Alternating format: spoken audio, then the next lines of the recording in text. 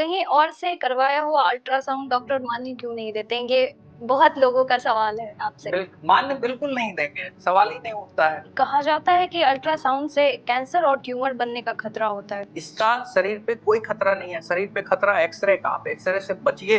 Radiologist क्या होता है? अभी क्लिनिकल रेडियोलॉजी का दौर है। क्लिनिकल रेडियोलॉजी बोलते हैं कि पहले वाला रहा नहीं कि जस्ट कोई अल्ट्रासाउंड स्टार्ट कर दिया और लोग नहीं जानते हैं तो उनसे अगर कोई कंसल्ट करता है तो वो कुछ गाइड नहीं कर सकते। रेडियोलॉजिस्ट और अल्ट्रासाउंड में मेन डिफरेंस क्या है? रेडियोलॉजिस्ट होते हैं कि एमबीबीएस कर लिया, उसके 3 साल बाद आपने उसी सब्जेक्ट में स्पेशलाइजेशन किया।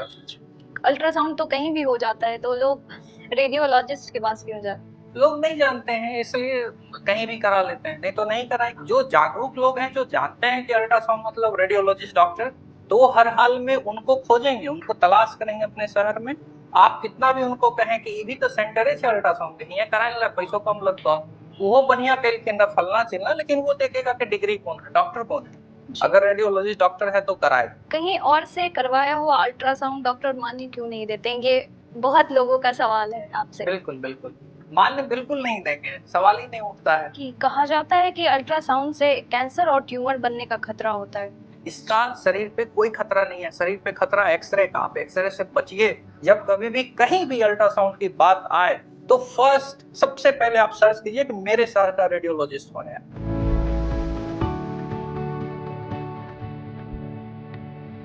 नमस्कार, आप देख रहे हैं केवी न्यूज नेटवर्क। आपके साथ मैं रक्षण दावारद।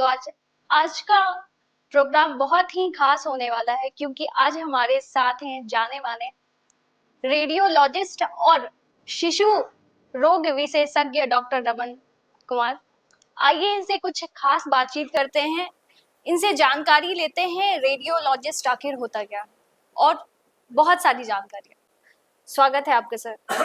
Thank you doctor Roshan sir और केवी न्यूज नेटवर्क को कि अच्छी टॉपिक सेलेक्ट करने के लिए। जी, मेरा पहला सवाल तो यही रहेगा सर आपसे, रेडियोलॉजिस्ट क्या होता है? रेडियोलॉजिस्ट डॉक्टर होते हैं जो स्पेशलाइज्ड होते हैं, विशेषज्ञ होते हैं अल्ट्रासाउंड की। जो यहाँ सामान्य लोग समझते हैं उनकी भाषा में अल्ट्रासाउंड विशेषज्ञ को रेडियोलॉजिस्ट करते हैं। जी। इसके अदर भी एस्पेक्ट्स हैं, जैसे एक्सरे है, एक्सरे प्रोसीजर्स है, CT scan, MRI, interventional radiology. लेकिन एक सीधा और सहज भाषा में सबके लिए अगर समझने की है तो अल्ट्रासाउंड विशेषज्ञ। मरीज के इलाज में रेडियोलॉजिस्ट का क्या योगदान रहता है? मरीज का जो इलाज होता है तो उसमें होती है कि बीमारी क्या है, और जो बात आए कि बीमारी क्या है तो उसको शरीर के बाहर से उसके अंदर देखने का तरीका है इमेजिंग, रेडियो डायग्नोसिस। उसमें क्या है कि हम शरीर के अंदर के पार्ट्स को देखते हैं कि बीमारी है क्या, उसको कितनी बीमारी है, किस एक्सटेंट तक फैली हुई है, उसका इलाज साधारण दवा से संभव है या सर्जरी करनी होगी, या किस विषय के स्पेशलिस्ट के पास जाना है। तो काफी महत्वपूर्ण इसका योगदान है। जब तक बीमारी पकड़ में नहीं आएगी, सही जगह से आपका अल्ट्रासाउंड नहीं होगा, और उसके गाइडेंस पे वो डिसाइड करता है कि इसका सीटी स्कैन होना है, और सीटी स्कैन कैसा होना है, ट्रिपल फेज होना है, डीसीटी होना है, आईवीयू होना है, तो वो गाइड भी करता है, और इंटरवेंशनल रेडियोलॉजी में इलाज भी होती है। तो कैसी स्थिति में इंसान रेडियोलॉजिस्ट के पास जाए? दो स्थितियां हैं। अभी क्लिनिकल रेडियोलॉजी का दौर है। क्लिनिकल रेडियोलॉजी बोलते हैं कि पहले वाला रहा नहीं कि जस्ट कोई अल्ट्रासाउंड स्टार्ट कर दिया और लोग नहीं जानते हैं तो उनसे अगर कोई कंसल्ट करता है तो वो कुछ गाइड नहीं कर सकते हैं। बट अगर आप रेडियोलॉजिस्ट डॉक्टर के पास जाते हैं, पेट दर्द की समस्या है, कहीं कोई गांठ है खासकर, तो वैसे सिचुएशंस में आप उनसे कंसल्ट कर सकते हैं, और फिर वो अल्ट्रासाउंड करके आपको हिस्ट्री लेंगे, एग्जामिन करेंगे और अल्ट्रासाउंड करेंगे, फिर आपको गाइड कर सकते हैं कि कहाँ जाना। ज़्यादातर पेशेंट रेफर होके आते हैं। कोई भी फिजिशियन, सर्जन, गायनेकोलॉजिस्ट, पीडियाट्रिशियन जो फंसते हैं कहीं पे कि इनकी बीमारी क्या है, या हम ये सोच रहे हैं ये है या नहीं है, ये तो सीरियस बात नहीं है, इसको रूल आउट कर दीजिए, तो वैसे सिचुएशन में वो रेफर करते हैं, वो रेडियोलॉजिस्ट डॉक्टर के पास अल्ट्रासाउंड के लिए रेफर करते हैं। रेडियोलॉजिस्ट और अल्ट्रासाउंड में मेन डिफरेंस क्या है इसमें? रेडियोलॉजी एक बड़ा अम्ब्रेला है, अल्ट्रासाउंड एक छोटा सा उसका पार्ट है। तो जैसे रेडियोलॉजिस्ट होते हैं कि एमबीबीएस कर लिया, उसके 3 साल बाद आपने उसी सब्जेक्ट में स्पेशलाइजेशन किया, 3 साल की कोर्स है, फिर आप सीनियर रेजिडेंट बने, असिस्टेंट प्रोफेसर बने, और जो अल्ट्रासाउंड है उसका एक पार्ट है, लेकिन काफ़ी महत्वपूर्ण पार्ट है अल्ट्रासाउंड। इवन मैं जहाँ तक अब महसूस करता हूँ, छोटे शहरों के लिए जहाँ ज़्यादा लोग नहीं हैं और एमआरआई सीटी स्कैन काफ़ी महंगी जांच होती है, तो हर कोई एफर्ट नहीं कर सकता, उतना पैसा नहीं लगा सकता, और डायरेक्ट आप सीटी और एमआरआई नहीं कर सकते हैं। तो अल्ट्रासाउंड आपको गाइड करेगा कि कहाँ क्या है, तो यही मेजर डिफरेंस है। अल्ट्रासाउंड तो कहीं भी हो जाता है, तो लोग रेडियोलॉजिस्ट के पास क्यों जाए? लोग नहीं जानते हैं इसलिए कहीं भी करा लेते हैं, नहीं तो नहीं कराएंगे। जो लोग जानते हैं बिल्कुल नहीं कराएंगे। आप किसी डॉक्टर को बोलिए कि आप अल्ट्रासाउंड यहाँ करा लें, वो नहीं कराएंगे। वो जी। कहेंगे नहीं, रेडियोलॉजिस्ट डॉक्टर हैं तो हम उन्हीं से कराएंगे। या कोई पत्रकार है, पढ़ा लिखा है, वो जानता है कि स्पेशलिस्ट है तो उसी से कराएगा। जी। कोई एडमिनिस्ट्रेटिव सर्विस का लोग है, आईएएस है, आईपीएस है, जी। या इवन टीचर्स हैं, जो जागरूक लोग हैं, जो जानते हैं कि अल्ट्रासाउंड मतलब रेडियोलॉजिस्ट डॉक्टर, तो वो हर हाल में उनको खोजेंगे, उनको तलाश करेंगे अपने शहर में। आप कितना भी उनको कहें कि ये भी तो सेंटर है अल्ट्रासाउंड के, हियां कराए ला पैसों कम लगता, वो बढ़िया कैलखिन फलना चिलना, लेकिन वो देखेगा कि डिग्री कौन है, डॉक्टर कौन है। जी। अगर रेडियोलॉजिस्ट डॉक्टर है तो कराएगा, और जिसको जानकारी ही नहीं है तो उसको तो आप कहीं भी सुला दीजिए, कर दीजिए, आप ही कर दीजिए, कोई और कर दे, क्या फर्क पड़ता है। जी। क्या एक रेडियोलॉजिस्ट दवाई लिख सकता है? बिल्कुल लिख सकते हैं। दवाई लिखने का है कि दवा जो होती है 3 तरह का, जो अपने यहाँ मेन स्ट्रीम साइंसेज है। एक जो एलोपैथ हो गया, जो एमबीबीएस करते हैं वो दवा लिख सकते हैं। दूसरे नंबर पे बीएएमएस आते हैं, वो दवा लिख सकते हैं। बीएचएमएस है तो कोई भी मेडिसिन प्रिस्क्राइब आप कर सकते हैं, निश्चित रूप से कर सकते हैं। कहीं और से करवाया हुआ अल्ट्रासाउंड डॉक्टर मान्य क्यों नहीं देते? ये बहुत लोगों का सवाल है आपसे। बिल्कुल, बिल्कुल। ये सवाल का इससे पहले भी मैं जवाब दिया हूँ कि मान्य बिल्कुल नहीं देंगे, सवाल ही नहीं उठता है। कल एक टीचर हैं, वो यूपी के टीचर हैं, वो शायद वो पोस्टेड हैं साहेबपुर कमाल में। एक छोटी-सी कहानी से आप समझ सकते हैं।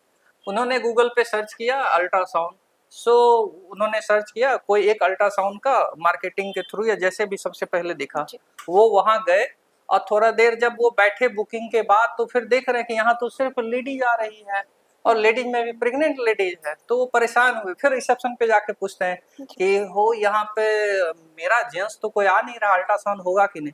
तो बोला नहीं नहीं नहीं, हो जाएगा, लेटिए, बस उनका अल्ट्रासाउंड हो गया। अब वो रिपोर्ट लेके मार्केट में 2-3 डॉक्टर के पास घूम रहे हैं, कोई मानने को तैयार नहीं।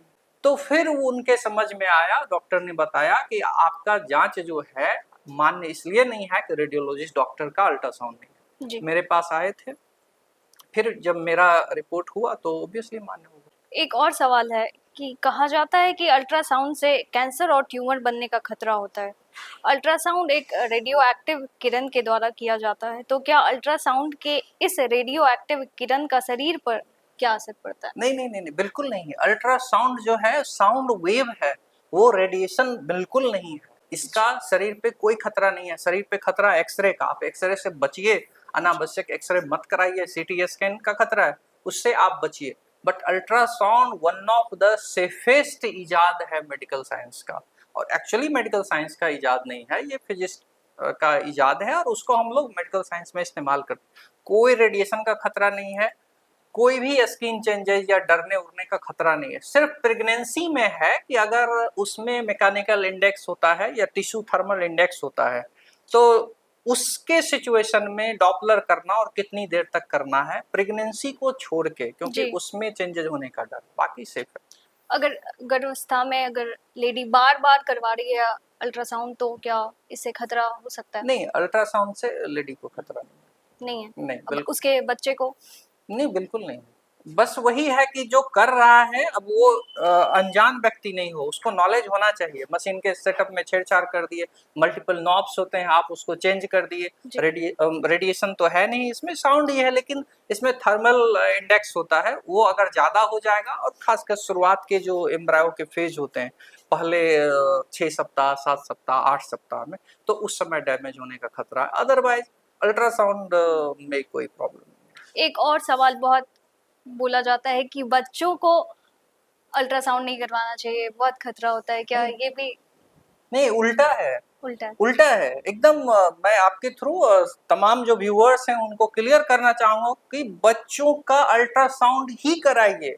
आप जब भी आते हैं मेरे पास कि सर माथा का चोट है, सर ई हो चाहे सीटी लिख दियो, माथा का फोटो लिख दो, हम समझाते हैं यार क्या करा रहे हो, सीटी का रेडिएशन बहुत ज्यादा है, 300 गुना ज्यादा रेडिएशन है। सपोज आपकी आंख पे एक टॉर्च मारा जाए तो आप थोड़ा देर के लिए टॉलरेट कर सकते हैं। आपके आंख पे अचानक से 300 टॉर्च जला दिया जाए तो आपकी क्या स्थिति होगी। जस्ट कि आप इनविजिबल है रेडिएशन, आप उसको देख नहीं सकते हैं, इसलिए सीटी कराते हो। तो सीटी और एक्सरे अवॉइड करना चाहिए। बच्चों में फर्स्ट जो इन्वेस्टिगेशन ऑफ चॉइस है, पहली जांच अगर कोई हो तो वो अल्ट्रासाउंड होनी चाहिए।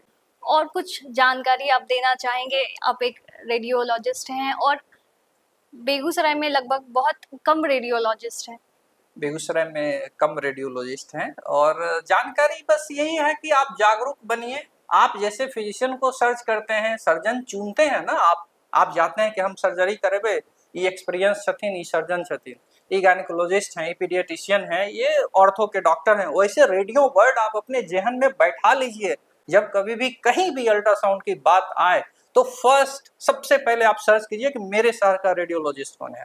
और एक बार अगर आपकी आदत हो जाएगी तो फिर आप स्पेशलिस्ट से जब आप जांच कराएंगे, बाकी जांच मत कराइए, कोई फायदा नहीं है, आप मिसगाइड होते हैं। बस मैं यही कहना चाहूंगा। आप एक पीडियाट्रिशियन भी हैं, शिशु रोग विशेषज्ञ भी हैं, बच्चों के लिए क्या कुछ कहना चाहेंगे आप? अभी गर्मी का बहुत ज्यादा असर हो रहा है, बच्चे लगातार बीमार पड़ रहे हैं। बच्चों को अनावश्यक घर के बाहर नहीं खेलने दीजिए, धूप से बचाइए। जो साधारण सूती कपड़ा होता है वो पहनने दीजिए, उनको ज्यादा ये मत करिए। और थर्मामीटर से टेम्परेचर नापिए, सबसे इम्पोर्टेंट। ऐसे नॉर्मल टेम्परेचर कितना होता है अभी के टाइम में, गर्मी के टाइम? अभी तो टेम्परेचर 40-42 जा रहा है। हमारा बॉडी का जो टेम्परेचर होता है वो 37 डिग्री सेल्सियस होती है, ठीक है। तो आपको उससे ज्यादा टेम्परेचर पर, अभी चूंकि ह्यूमिडिटी ज्यादा है, उमस के चलते ज्यादा परेशानी हो रही है। तो जब भी लगे तो चाय जैसे मत पीजिए, अभी हम चाय पीना बंद कर दिए हैं। आप छाछ पीजिए, लस्सी पीजिए, ठंडा चीज इस्तेमाल करिए। और गर्म खाना भी मत खाइए। हम तो ये बोलते हैं बहुत गर्म खाना जो हम लोग ठंडा के समय में अच्छा लगता है खाना, वही अभी मत करिए। और ठंडा पानी जरूर पीते रहिए, लगातार पीते रहिए ठंडा पानी। पेशाब ज्यों लगे कम हो रहा है तो आप सोचिए कि पानी की कमी हो रही है, ओआरएस का सेवन करिए। तो इस तरीके से आप बच सकते हैं। एक और सवाल है आपसे, पानी कितना महत्वपूर्ण है लोगों के जीवन में? सबसे ज्यादा महत्वपूर्ण है। चांद पे लाइफ नहीं है, उसकी वजह नहीं, ये मैं नहीं है कि हवा मतलब नहीं है, बोलते हैं कि आप पानी पिया कीजिए, डॉक्टर बोलते हैं कि आप हाँ पानी पिया हाँ। कीजिए, तो बहुत सारे ऐसे लोग हैं बोलते हैं अरे ये डॉक्टर तो बोल रहा है पानी पीजिए, पानी तो फ्री में मिलता है, ये कोई इलाज हुआ? नहीं, बेस्ट इलाज है। आप दो तीन चीजें जो इस शताब्दी की, जो सदी का बोलता है ना, बेस्ट इजाद है।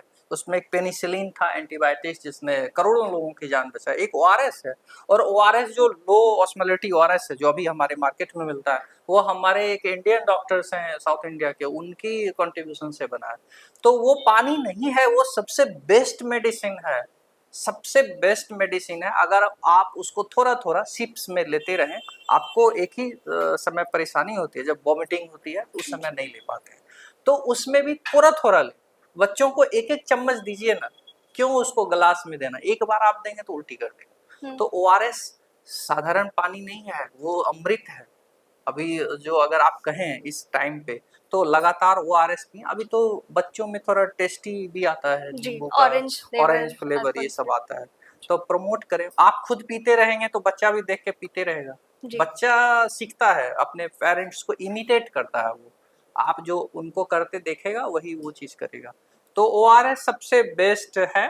और घर के आइटम्स, मार्केट पे मत जाइए, कोई दवा नहीं है, प्रिवेंटिव बेस्ट आइडिया है। छाछ पीजिए, लस्सी पीजिए, चीनी, पानी, नींबू का शरबत पीजिए। कोई एक ही आइटम तो आप बहुत ज्यादा पी नहीं सकते हैं, सिर्फ पानी। तो आराम से इसको करें। और बेस्ट इंडिकेटर है कि आपका पेशाब अगर हो रहा है ठीक ठाक, जलन नहीं है पेशाब में, आपके पेशाब का कलर चेंज नहीं हुआ है, एकदम व्हाइट पेशाब हो रहा है, इसका मतलब आप हाइड्रेटेड हैं। मुंह नहीं सूख रहा है, टंग नहीं सूख रहा है, तो आप हाइड्रेटेड हैं, आपको पानी की प्रॉब्लम नहीं। चलिए सर, आपका बहुत बहुत धन्यवाद, आपने अपना कीमती वक्त दिया। Thank you so much. इसी के साथ आप देखते रहें केवी न्यूज नेटवर्क, आपके साथ मैं रक्षंदा भारद्वाज। मिलते हैं नए वीडियो में नए टॉपिक के साथ, तब तक के लिए जय हिंद, जय भारत।